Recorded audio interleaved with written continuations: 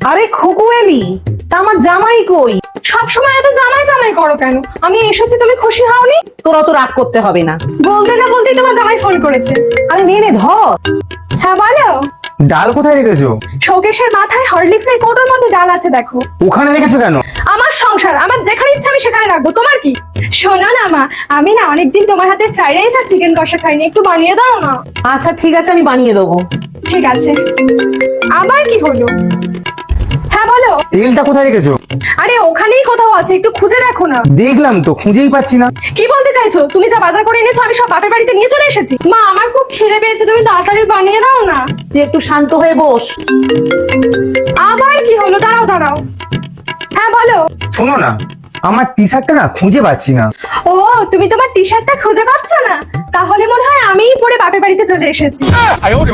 বিয়ে দিয়ে তোমরা আমার জীবনটাই শেষ করে দিয়েছো।